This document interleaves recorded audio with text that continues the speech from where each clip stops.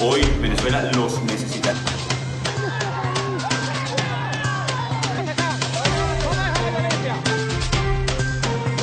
Estados Unidos y el grupo talibán firmaron este esperado acuerdo de paz.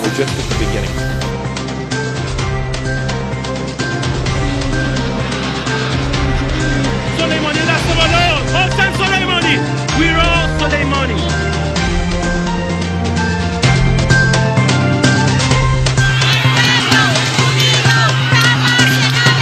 ¡Chile despertó!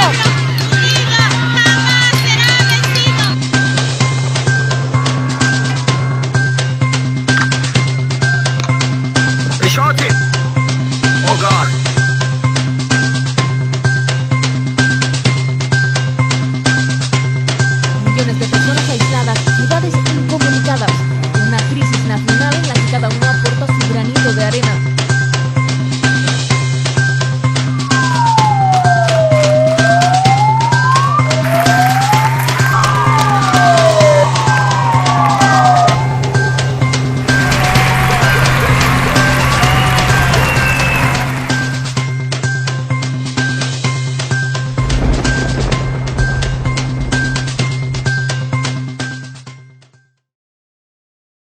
Bienvenidas a Panorama, un programa de Migrados TV con la realización de diversas comunicaciones. Nos vamos a México hoy y para ello tenemos a Edeni Rodríguez, periodista, feminista, consejera de la Comisión Estatal de Derechos Humanos de Chihuahua.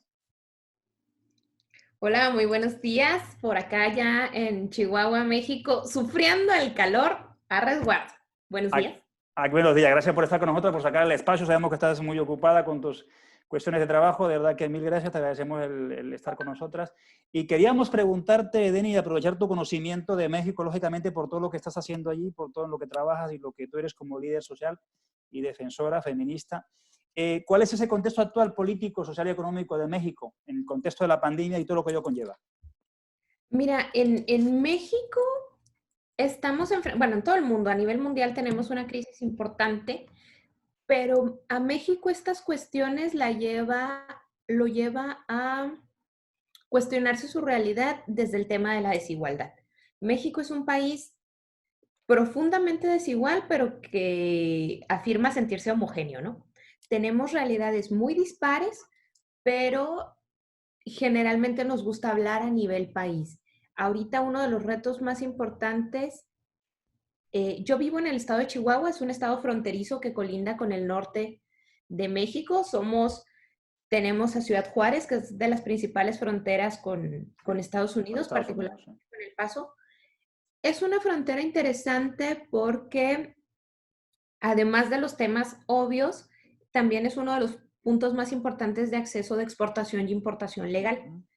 Pero también tenemos un nivel alto de diplomacia y de intercambio entre Juárez y El Paso. A veces no distinguimos cuál es una ciudad y cuál es otra, pero también tenemos escenarios graves de desigualdad.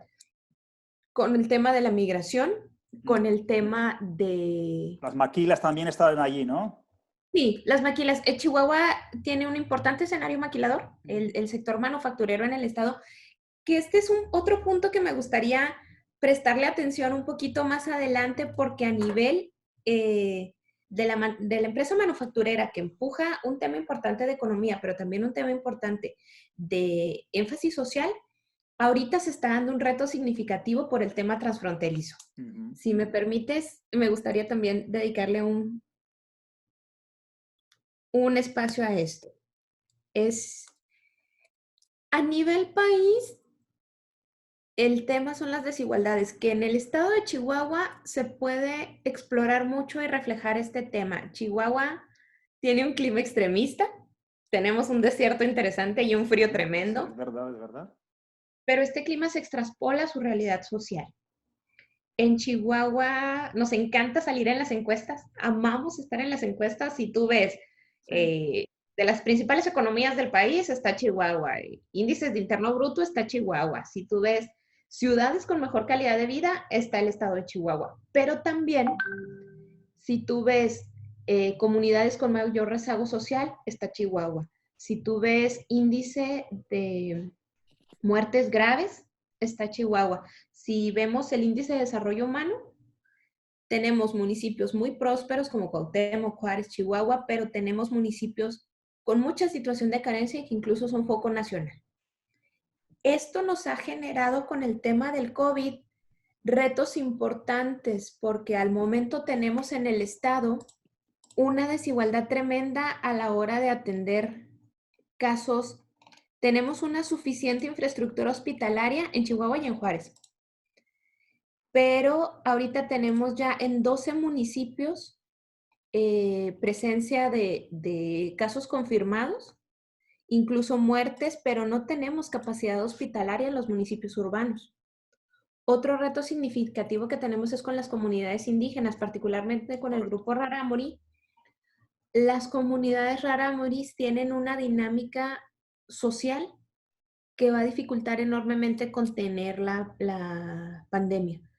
Y desafortunadamente ya tenemos casos en el municipio Rarámuri más importante, que es el municipio de Huachochi, se encuentra muy al centro de la Sierra Tarahumara. Tenemos ya 8 casos confirmados. ¿Esta dinámica social a qué te refieres?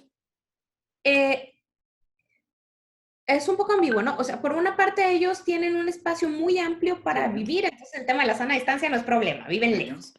Pero también tienen dinámicas de convivencia que generan mucha cohesión. Por ejemplo, en varias celebraciones beben varios del mismo recipiente, son muy solidarios, entonces se comparte con mucha facilidad.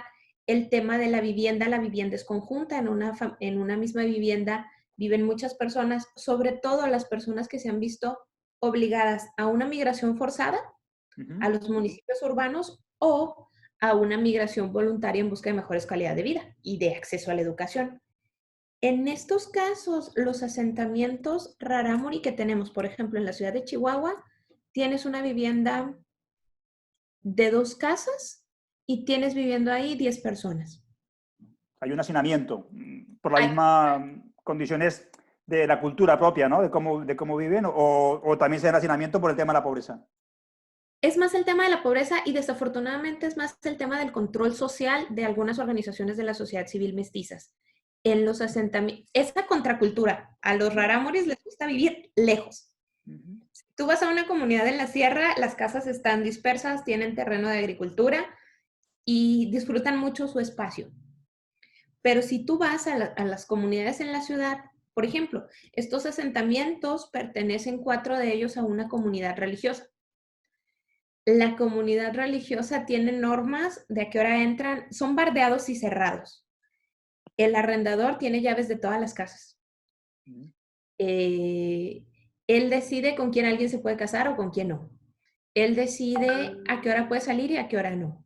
Él decide dónde puede trabajar alguien y dónde no puede hacerlo. Entonces, la dinámica de control sobre ellos ha establecido mecanismos de mucha carencia social y que ahorita con el tema de la pandemia pueden ser graves. Otro de los problemas que ¿Pero se este control da... solamente es humano o es un control también territorial? ¿O no tiene nada, o es una cosa diferente de la otra? En realidad son ambas. O sea, en las ciudades, la propiedad de la tierra es de las asociaciones civiles y si quieres vivir aquí, te ajustas, ¿no? Y si no, Dios que te bendiga. De hecho, ha habido desalojos graves, ilegales, que han conducido incluso a la muerte de menores de edad, ¿no? Y las autoridades siguen siendo omisas a ese tema. Otro de los temas lo tenemos con los jornaleros migrantes. Las personas que migran para cosechar en los campos, muchas son personas indígenas, pero también aquí el estado de Chihuahua recibe comunidades del sur de México y del centro de México. Es decir, coinciden grupos náhuatl, mayas. Déjame te cuento algo interesante. Ciudad Juárez, para dimensionar esta situación de la migración, después de la Ciudad de México, es la ciudad del país donde más lenguas indígenas se hablan. En la frontera tenemos más lenguas vivas que en todo el país. Es decir, por la misma dinámica de migración, ¿no? Claro, porque reciben gente de todos lados. Entonces, no tenemos infraestructura suficiente para atender todas estas particularidades. Incluso el tema del seguro universal es un tema nuevo que todavía no se ejerce a cabalidad.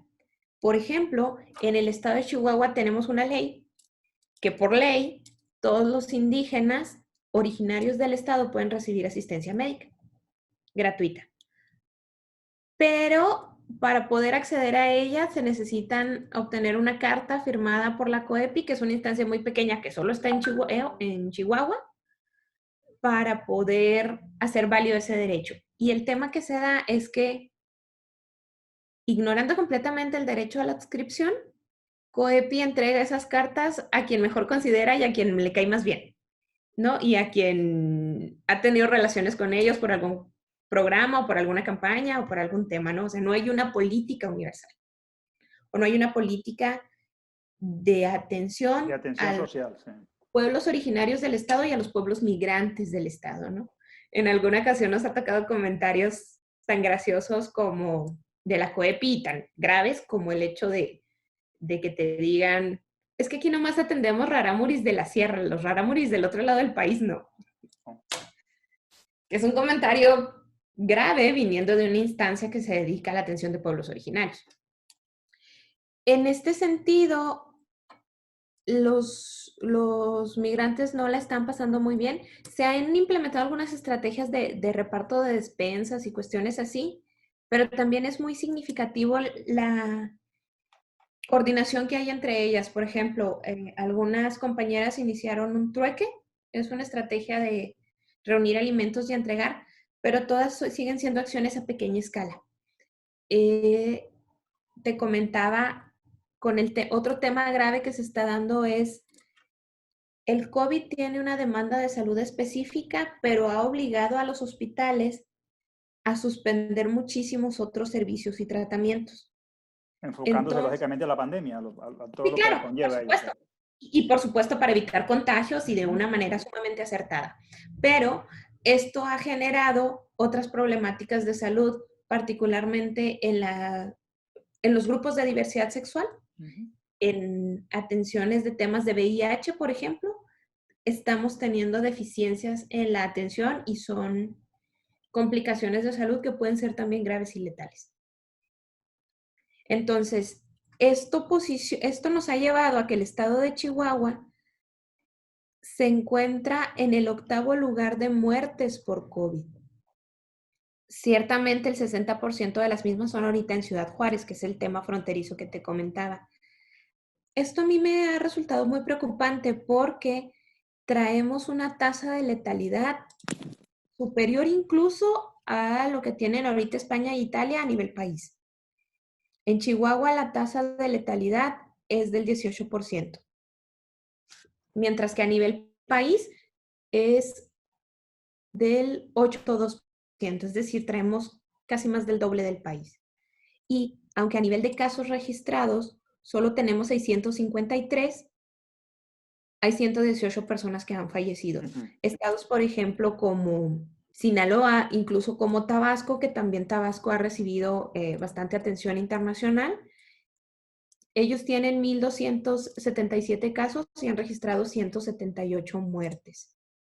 Es decir, su tasa de letalidad es considerablemente más baja que la que tiene ahorita uno de los estados que podemos presumir con una economía fuerte, ¿no?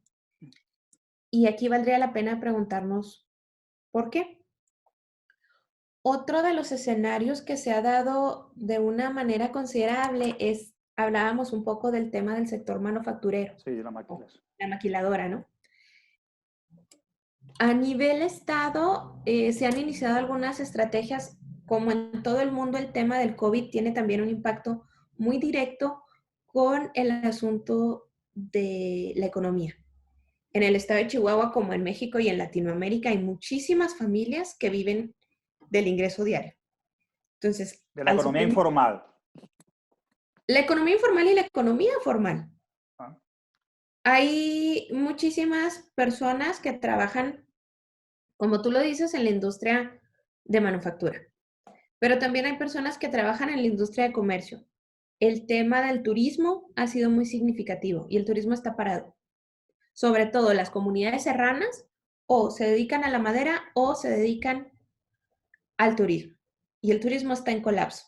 Entonces, para una industria hotelera fuerte como Xcaret y cuestiones de este tipo, Cancún, Playa del Carmen, bueno, hay compensaciones y estrategias adicionales para enfrentar el, el rompimiento de flujo de turismo. Pero para economías locales, donde las personas están apenas haciendo cooperativas y están aprendiendo a desarrollar y subsisten del ingreso diario, de rentar cabañas, de paseos a caballo, de ser guías de turistas, este colapso está implicando prácticamente quedarse sin formas de subsistir. Entonces, en estos escenarios, ahorita específicamente, bueno, al inicio de esta semana, la industria manufacturera del estado, particularmente la industria automotriz, se encuentra entre dos fuegos, ¿no? Por un lado tenemos la prohibición de laborar del estado de Chihuahua. Mayo nos comentaban que va a ser un tema crítico aquí en el estado. Estamos en un punto decisivo de la curva de transmisión, pero estas industrias están íntimamente ligadas tanto con China como con Estados Unidos. Estados Unidos está ya iniciando una estrategia de reactivación económica. Entonces, por un lado, Estados Unidos está solicitando a las empresas que se encuentran en el estado que reactiven sus operaciones, pero el estado lo prohíbe. O sea, yo hablaba con alguien anteriormente, también de México, decía el mismo comentario, es decir, los economistas están previendo que hay una pérdida, van a cerrar más o menos 2.400.000 empresas y eso va a generar 13 millones de personas desempleadas. Lógicamente, con lo que tú estás comentando, lo que es Ciudad Juárez o lo que es Chihuahua como estado de empresas maquiladoras y lo que hay allí, con El Paso y Juárez, entiendo entonces que la economía se va a ver contraída en esa zona. Sí, la economía se está contrayendo, pero hay un escenario algo yuxtapuesto, ¿no? Tenemos el tema local y tenemos el tema internacional. Por ejemplo, estados como Querétaro, que traían un desarrollo importante, se vieron pues prácticamente colapsados, especialmente en abril, cuando dejaron de llegar embarques de China. Muchos de los insumos para que las empresas de manufactura operen vienen de China, no vienen de Estados Unidos. ¿Te das cuenta? Le compramos a China para armar y ensamblar y lo vendemos a Estados Unidos. Algo de lo que hizo la industria estatal es girar un poco su modelo para atender crisis. Es decir, teníamos plantas que se dedicaban a desarrollar microcomponentes para aviones y a partir de abril empezaron a fabricar guantes y equipo hospitalario. Perdón, cubrebocas y equipo hospitalario. Entonces, esa fue una migración significativa que permitió seguir operando algunas otras empresas. Me parece que fue una actitud acertada y oportuna, pero solo lo hicieron los macrocorporativos. El tema, por ejemplo, con las plantas es que las plantas no tienen un diseño que permita la sana distancia. Estamos hablando de espacios grandes, pero donde laboran 700 personas a la vez. O sea, no se cumple con la normatividad para el tema del espacio entre una persona y otra para evitar contagios, ¿no? Ajá. Entonces, ahorita lo que hicieron muchas es no generar despidos, pero sí hacer una estrategia 1-3. De cada 3 de sus trabajadores, solo iba a ir uno por turno para poder continuar operando. Esto ha funcionado bien a nivel de economía, pero ha sido un poco caótico a nivel de ingresos en las familias, ¿no? Sobre todo en familias en las que la familia completa depende de ese ingreso. Estamos hablando de familias de 5 o 6 miembros en las que todos dependen de ese ingreso. Otro asunto que me gustaría comentar, fuerte en el estado de Chihuahua, y me parece que fuerte a nivel país, es que el hecho de que las personas tengan que estar mayor tiempo en su casa ha aumentado drásticamente los casos de violencia contra las mujeres. Las mujeres tienen que pasar muchísimo más tiempo con su agresor y este se encuentra en un grado de estrés. Es decir, el hacinamiento, la falta de empleo, la incertidumbre sobre todo a personas que reaccionan de manera agresiva, han incrementado de una manera drástica los casos en el estado. Hemos visto cómo se dispara de manera significativa incluso el tema de violencia contra la infancia. Las violaciones Niños, también se dan ahí. claro, sí. Niñas y niños que sufren agresiones sexuales están todo el tiempo con el agresor. Entonces, esto es un daño psicológico brutal. O sea, lo que estamos viendo, cuando uno va a hacer un recorrido, un barrido por América Latina, por África, por Asia y por Europa, bueno, sobre todo en América Latina, por lo que más conozco, hay un control territorial por los grupos armados, hay un control territorial por los grupos narcotraficantes. Eso en el tema territorial. Pero si te vas a la vivienda, a la casa X, el confinamiento, está acrecentando, aumentando los niveles de violencia intrafamiliar o las agresiones, como bien lo dices tú, las agresiones contra la mujer por su agresor, la violencia contra los niños y las niñas por el depredador que en este caso vive con ellos, porque es un familiar o esto otro, ¿no? O sea, el confinamiento está, lo sabrás tú más que yo, victimizando doblemente a la gente que está en el territorio o en una casa, llámese también el territorio familiar, ¿no? Sí, mira, de hecho, a esta cuestión de las estrategias de control social que comentabas, quiero señalar algunos escenarios que se han dado. De hecho, lo comentábamos recientemente en la Comisión Estatal de Derechos Humanos. Hay lugares como Namiquipa y como algunos otros municipios rurales en los cuales se han establecido controles y toques de queda ilegales, o sea, carentes completamente a las atribuciones del municipio, quizá con una intención de contener la propagación, pero que rompen completamente con el escenario de derechos humanos y enfatizan esto que comentas tú del control territorial, ¿no? Si tú te desplazas de un lado a otro, tienes que solicitar permisos específicos de personas no identificadas, que toman datos personales. Había casos, por ejemplo, en los que sí le permitían a las personas cruzar, pero tenían que comprometerse a no volver en 15 días. Entonces, si tú ibas a esa comunidad a entregar un apoyo, te tenías que quedar 15 días. De la misma manera, ¿no? Si estas personas venían a solicitar algún auxilio médico a Chihuahua, a Juárez, a algún centro urbano cercano, tenían que permanecer ahí 15 días. Y pues esto es una barbarie a nivel de gastos, hospedaje, alimentación que implica estar fuera de tu lugar de vivienda. ¿Qué papel juega entonces el grupo narcotraficante en esa situación ahora como está? ¿Tiene un espacio abierto, por así decirlo? ¿Qué papel juega en ese sentido? No me parece que haya cambiado tanto la dinámica. La dinámica. Siguen siendo permanentes, es decir, no es como que se estén sumando acciones de contingencia y tampoco es como que por la falta de presencia militar hayan cedido control territorial. No me parece que sea un caso específico, pero por ejemplo, sí estamos viendo escenarios muy directos de ataques de los elementos policiales a civiles. Por ejemplo, incluso algunos escenarios de coacción institucional, ¿no? En la ciudad de Chihuahua nos tocó ver hace unos días cómo elementos de una corporación debidamente señalados irrumpieron en una vivienda particular porque les molestó la actitud del vecino, ¿no? Después de eso se retiran, pero se regresan en vehículos civiles y a través del 911 se coordina la acción de agresión a esa vivienda, ¿no? Entonces, no sé si se deba al alto grado de estrés que se encuentra en la ciudadanía, pero sí me parece que son cuestiones muy graves porque provienen de las fuerzas públicas. Ya no hablemos de grupos del crimen organizado como lo señala, sino básicamente incluso de las fuerzas públicas del Estado. Y eso es todavía más grave.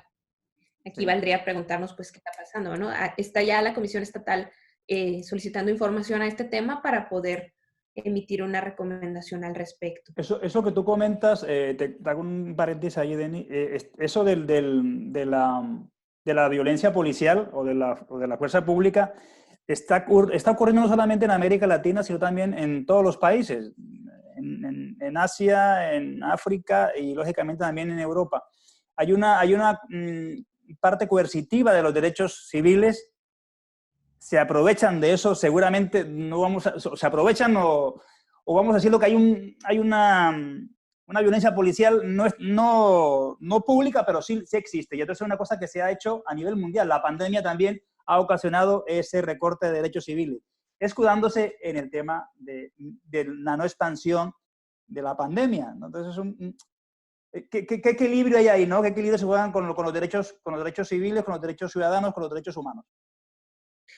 Es que precisamente por eso también nos encontramos en un momento crítico y que a mí me parece riesgoso.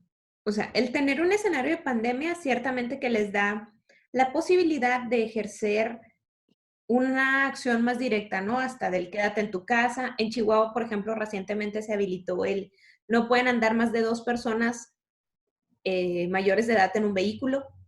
Sí, igual. De ser así, te puede detener la policía, te puede multar vialidad, pero estas multas no se encuentran en la ley. Entonces, empezar a conceder espacios de acción libre o sin contrapesos a las fuerzas policiales nos puede llevar a excesos graves.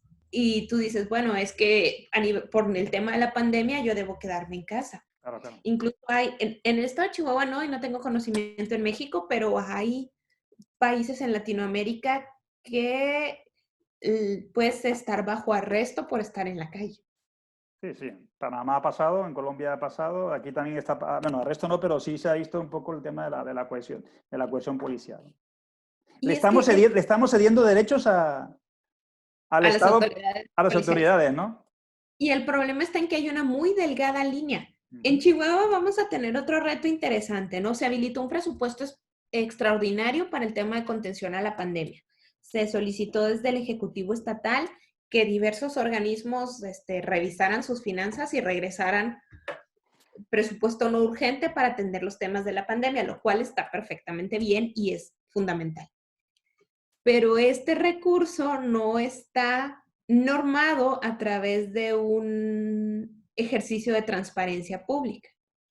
Es decir, no hay una página en la que el gobernador declare cuánto se ingresó y cómo se está usando. Lo hace a través de comunidades de prensa, ¿no? Entregamos tantas despensas, recibimos tantos millones para esto, pero no hay un ejercicio formal de transparencia al que la ciudadanía le pueda dar seguimiento. Y además, Chihuahua está próximo a tener elecciones. Es decir, el gobernador que habilitó esta estrategia atinadamente está también preparándose o para salir o para reelegirse. ¿Es cercano al gobierno nacional o no tiene nada que ver? No, el gobierno estatal.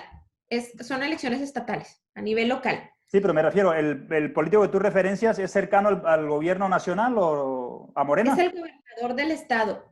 Digamos que es el ejecutivo estatal. Chihuahua tiene México tiene una federación. Pero entonces, una preocupación para las personas de la sociedad civil es cómo podemos garantizar que este recurso se está usando plenamente para el tema de la contingencia y que no va a tener cuestiones políticas, ¿no? Ayer veía también algo que me parece que en otro escenario el TRIFE tendría que estar sancionando. El PRI, bueno, que el PRI es nuestra historia nacional, ¿no? Yo creo que lo conoces, fue así como que el partido. Sí. México no tuvo una dictadura. El histórico que ha gobernado por todos los tiempos a México. México no tuvo una dictadura militar de una persona en específico, pero en su defecto creó al PRI, ¿no? Y entonces tuvimos una dictablanda. El PRI inició una campaña en el estado de donar despensas por COVID, ¿no? Con el lema, ahorita, primero a las personas, nosotros sí te apoyamos. Y están entregando despensas, ¿no? Y llenaron un formulario de solicitud y cuestiones de este tipo, que están en este ámbito que tú dices, o sea, la delgada línea entre ceder derechos y generar cuestiones muy cuestionables es muy delgada. Porque si bien es loable que apoyen a las familias en situación alimenticia grave, la forma propagandística en la que se está haciendo, pues no está muy lejos de la entrega de despensas. Pero como hay una contingencia, se vale, entonces es así como, como un escenario gris. No dudo que hay otros partidos que lo estén haciendo, simplemente me tocó ver y me llamó muchísimo la atención la campaña que inició. Bueno, aquí en Europa y por los telediarios, esta no se ha visto, sí se ha visto la de hija de Chapo Guzmán también repartiendo despensas y los más entendidas y entendidos hablan de seguir aumentando sus bases sociales o copar ese espacio que ha dejado el gobierno de no ayuda social. Se dio más esta que la otra, pero mira, vale la nota con lo que comentas de cómo el PRI también implementa estrategias politiqueras para poder siguiendo aumentando su base social, ¿no? Y aprovechando de alguna manera la pandemia. Y Deni, volviendo a lo que tú decías antes, en el principio, comentabas algo de la diplomacia que había, una diplomacia que había allí entre El Paso y la Ciudad Juárez. Y ¿a qué te referías con esa diplomacia? Eso uno. Y lo segundo, de las cifras que estabas mencionando, me gustaría que hicieras un poco de referencia si se mantienen las cifras del feminicidio en esa zona. Desafortunadamente, las cifras del feminicidio han incrementado mucho. Si me permites, en un momento te doy el dato exacto, no solo a raíz de la pandemia, sino estos últimos 2 años, en especial este último año, la brecha de aprendizaje de los gobiernos de transición nos ha salido muy costoso a las mujeres en Chihuahua. Los feminicidios se han incrementado tremendamente. Los escenarios de violencia a las mujeres en zonas serranas por cuyas parejas o personas de la comunidad pertenecen a grupos del crimen organizado han sido brutales. Se han disparado tremendamente.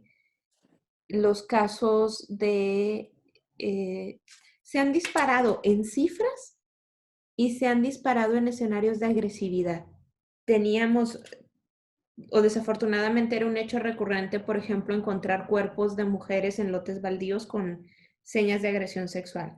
Pero nos ha tocado ver, por ejemplo, escenarios de piromanía. El grado de violencia, por ejemplo, de que una mujer sufra asfixia y después agresiones sexuales, ha sido llevado a un nivel de que una persona rocíe a su pareja con gasolina y le prenda estando viva, ¿no?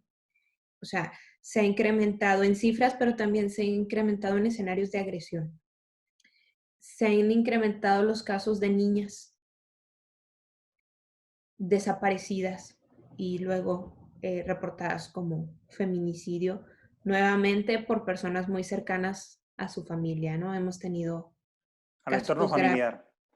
Sí, parejas, primos, parejas de la mamá se han visto incrementados un poco en cifras. Esto pues es una realidad muy grave y muy doliente. Tuvimos el año pasado escenarios graves de violencia política contra las mujeres. El estado de Chihuahua ha sido un impulsor fuerte de los temas de paridad, ¿no?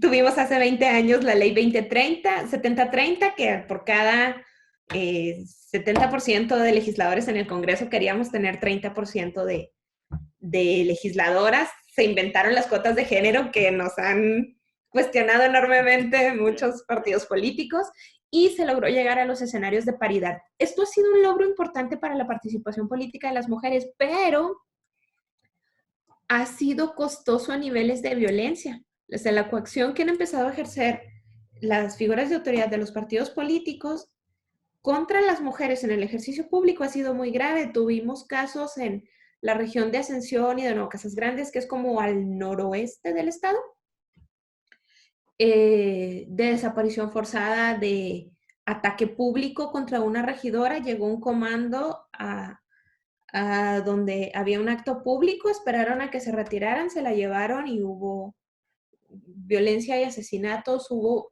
feminicidios al salir de un evento político en Tabasco, entonces hubo escenarios de agresión importante.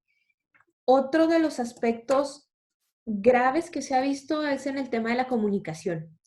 El tema de la pandemia ha generado una incertidumbre laboral, es decir, no sabes en qué momento vas a quedar sin trabajo y decía una amiga hace un tiempo, ¿no? Si tienes trabajo, cuídalo porque no sabemos dónde va a terminar el mundo. En este escenario de si tienes trabajo, cuídalo, ha habido medios de comunicación que se han permitido la libertad de generar acoso, incluso público, contra las periodistas, ¿no? Tuvimos el caso de un que es exalcalde del municipio de Cuauhtémoc, es un municipio cercano a la capital, está a 40 minutos quizá de la capital. Y el dueño de esa radiodifusora tiene un sistema como de 20 radiodifusoras en el estado y sobre todo en zonas rurales. Pero incluso al aire se ha dado el permiso de generar acciones de acoso y de acoso sexual contra las locutoras al aire. Y es una radiodifusora que recibe fondos públicos. Entonces, quizá en un escenario de menor incertidumbre se cuidarían más estas cosas. No digo que no ocurran de manera grave, pero si ya llega a ese grado de nepotismo, imagínate todo lo que ocurre fuera del aire, ¿no? O el grado de coacción que él ejerce contra sus colaboradoras. Eso también se ha dado grave. Respecto al tema de la diplomacia que comentaba Juárez El Paso, es una zona fronteriza que tiene 2 países diferentes, pero la verdad es que luego funciona como muchas zonas conurbadas, ¿no? Mucha de la gente de Juárez trabaja en El Paso, mucha de la gente del Paso viene a Juárez, sobre todo por escenarios de diversión y esparcimiento. Por primera vez en la historia, Juárez cerró frontera. Es decir, la población de Juárez tomó acciones para disminuir el paso de residentes norteamericanos hacia el país. Eso fue como un escenario interesante porque generalmente es al revés, ¿no? Claro, claro, claro. Es un acto político en el marco de lo que está pasando, ¿no? Sí, si me permites, necesito conectar la computadora. Tranquila. Entonces, eso fue un escenario interesante. Otro escenario interesante es, por ejemplo, el tema de migración. Epa. La pandemia se desarrolla en un momento en el que Juárez había incrementado su tema migratorio tremendamente a raíz de los flujos de personas. De las caravanas que llegaban allí, ¿no? Sí, de las caravanas. Entonces, en este escenario es en el que se presenta la pandemia y México se ve la obligación de generar un programa emergente de salud para todas estas personas. Porque México tiene políticas. Generalmente nos quejamos de Estados Unidos y de discriminación hacia los migrantes, pero la dinámica migratoria en México no es más amigable, solo que es mucho menos difundida, ¿no? Uh-huh. Pero tenemos políticas migratorias muy drásticas y entonces las personas que vienen de otro país no tienen derecho a la salud, no tienen acceso a la educación, no tienen acceso a servicios de seguimiento epidemiológico que sí tenemos los residentes. En este escenario, pues se ve Juárez ante el reto de generar una estrategia emergente y urgente porque era una realidad que ya estaba ahí. Pero extrañamente no se generó un apoyo consolidario de Estados Unidos, o particularmente del Paso. Entonces, ha generado esto también algunos problemas, sobre todo problemas de cuestiones de violencia armada, porque las personas de este lado de la frontera ahorita se encuentran muy interesadas en que no haya paso. Incluso de controles de salud, personas que estaban del otro lado de la frontera y se detectaron síntomas, se tuvieron que quedar allá, y personas de igual manera, ¿no? Una vez que se detectaba un cuadro de posible COVID, ya las personas no podían transitar. Incluso yo tengo mucha cercanía con otro municipio que está al noroeste de Nuevo Casas Grandes. Había un empresario que venía de viaje, pero había adquirido el virus, entonces ya no logró llegar a su casa, se quedó en Juárez, su familia ya no supo de él y finalmente falleció. A la familia le avisaron a los 3 días que efectivamente estaba en un hospital en El Paso, que podían hablar, pero no podían visitarlo. Y finalmente fue de los decesos registrados. En ese marco, desde los datos que tú también te referenciabas antes, para ir cerrando, el número de inmigrantes provenientes de las caravanas que se encuentran en Chihuahua, que se encuentran ahí en Ciudad Juárez, ¿sabes más o menos las estadísticas y qué ha pasado con esa población? ¿Dónde está ubicada? ¿Qué se está haciendo con ellos en ese marco de la política que haya para el tema de la atención migratoria de los colectivos sociales? Mira, en este momento no tendría la cifra exacta, con todo gusto la puedo conseguir y se las envío. Se estima que hasta la frontera norte del estado solo llega una de cada 20 personas que ingresó al país con esa intención. Hay 4 albergues del estado en Ciudad Juárez y en Ciudad Chihuahua, y hay bastantes redes o hay muchas redes de trabajo social de organizaciones de la sociedad civil, como Uno de Siete Migrando y algunas otras cuestiones. Me comprometo contigo a darle un poco de seguimiento a este tema y hablar con los compañeros en Ciudad Juárez para poder darte un poco más de información a este tema, porque en este momento carezco de ella. Y volviendo con el mismo tema de las estadísticas y de los números, la población migrante interna que tú comentabas, que muchos jornaleros llegan a trabajar a la zona, ¿la pandemia los dejó también ahí en esa zona o la gente logró retornar a sus sitios de origen? El asunto es que la pandemia los dejó donde estaban, ¿no? Pero se dan muchas cuestiones. Es una migración estacional. Vienen al estado en las épocas de cultivo, regresan posteriormente a su estado, pero incluso ya en las zonas agrícolas hay campos específicos destinados a estas personas. Entonces, tienen como 2 residencias, ¿no? No están en las mejores condiciones.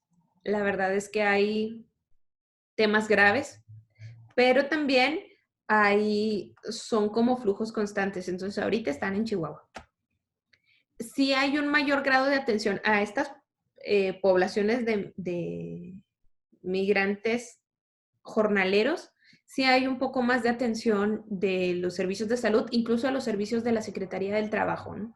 La Secretaría del Trabajo está al pendiente, sobre todo porque el Estado inició, previo al COVID, una campaña de educación con los hijos e hijas de jornaleros migrantes. El problema está en que en muchas ocasiones quienes migran ven más productivo que los niños estén en los campos a que los niños estén en la escuela. Es decir, es una mano de obra que se pierde, ¿no?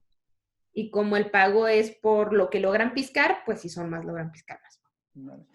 Entonces, se inició una estrategia fuerte. No puedo decir que ya haya tenido grandes resultados, pero sí al menos fuerte en tratar de incidir en la realidad de estos niños, y eso generó que ya hubiera estrategias al menos para visibilizar la atención a esas comunidades, y ahorita que se vino el tema del COVID, empresarios que trabajan en esos campos empezaran a tener acciones, ¿no? O se pudiera dar un seguimiento más cercano. No podría decir que se ha logrado los objetivos, pero bueno, están en el foco. Correcto. Y la última pregunta, y te agradecemos el tiempo que nos has brindado. Con el gobierno de López Obrador, ¿crees tú que hay un mejor manejo de la situación social del país antes y ahora en el marco del COVID-19? ¿Hay cambios que realmente se evidencian con el tema de las ayudas sociales o cómo lo ves?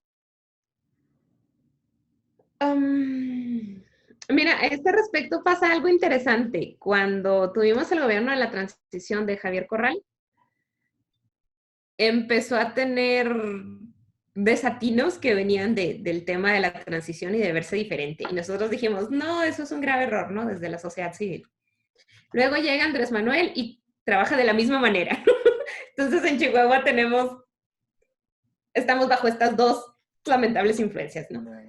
Sí hay temas interesantes de señalar, como por ejemplo el tema de la beca Benito Juárez, del programa de Jóvenes Construyendo el Futuro, que es como un escenario de empleabilidad.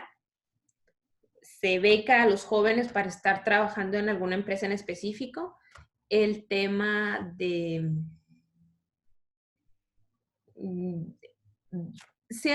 ha habido algunos aciertos, ¿no? El tema de trasladar a Chihuahua subsecretaría de Minería ha sido útil, sobre todo para los municipios mineros, pero también ha habido problemas graves, ¿no? El tema de género, AMLO no lo ha manejado muy bien y en Chihuahua lo hemos resentido. Los programas de violencia contra las mujeres han desaparecido. El tema de los albergues es bien grave, tanto en el caso de albergues para mujeres e hijos e hijas de víctimas de violencia, como el tema de las estancias infantiles. En Chihuahua no nos funciona esta política de que lo cuide tu abuelita y que lo cuide tu tía, sobre todo porque ya teníamos una estructura muy tendiente al apoyo social a madres trabajadoras. Las mujeres que trabajan en el sector manufacturero, sus hijos quedan en mucho descuido y había estrategias como casas de cuidado diario y otras cuestiones que buscaban ofrecer un apoyo social a estos niños que quedaban en situación de desprotección. Mucho motivado por las amargas experiencias que nos han dejado casos como el de Maricel Escobedo, de Rubí Freire y la sentencia de Campo Algodonero, ¿no? O sea, para Chihuahua es una preocupación generar una estrategia de apoyo a madres jefas de familia y a mujeres en situación laboral, porque todavía no llegamos al punto de que las parejas compensen esta situación. Sí, ya. Entonces, en esa circunstancia, el hecho de que él terminara con estas inversiones o con estos programas fue muy grave para el Estado. Fue grave para las compañeras que trabajaban con albergues o que trabajaban con casas de cuidado diario. El tema de la salud está... Quiero pensar que ojalá vaya a funcionar más adelante, pero no lo ha hecho. Aquí te digo que estamos entre dos escenarios de decisión. Por ejemplo, no podemos saber si funciona del todo la idea de un servicio médico universal nacional porque el estado de Chihuahua no permitió el acceso. Es decir, había una adscripción voluntaria. Tú podías adscribirte al INSABI como... ¿El INSABI qué es? El INSABI es una propuesta que sacó Andrés Manuel para unificar todos los servicios de salud. En lugar de tener pensiones, IMSS, ISSSTE, Seguro Popular. Un solo sistema que recoja todo. Ajá, un solo sistema universal. Pero la adscripción para los estados podía ser voluntaria. Entonces, un estado podía decidir si acepto el INSABI, va a mi estructura, o no acepto, o sea, sí acepto el INSABI, pero que siga quedando a cargo del gobierno del estado y yo sé a qué nivel avanzo. Vienen tus apoyos, pero yo administro y yo sé a qué nivel avanzo. Esa fue la modalidad que escogió Chihuahua. Chihuahua dijo, sí, pero no. Entonces, hay recursos muy rebasados. El Instituto del Seguro Social está muy rebasado, mucho por casos de corrupción. O sea, la corrupción al interior del IMSS generó un escenario brutal de desabasto, que ahorita es muy difícil de remontar. Pero este escenario de sí no ha sido cuestionable, sobre todo porque a nivel de salud tenemos casos graves. Por ejemplo, se construyó un hospital de tercer nivel, es decir, de lo mejor, en un municipio que es corazón de la sierra, de la zona serrana, que es Guadalupe y Calvo. Es un municipio enclavado en el Triángulo Dorado, le llaman ahorita, tú que estás bastante versado sobre los temas de narcotráficos, y es un municipio que es boca de muchas otras comunidades muy afectadas. Sin embargo, en el cambio de gobierno estatal, se cayó en un proceso de simulación porque el hospital se declaraban los reportes como de tercer nivel, pero se desmantelaba.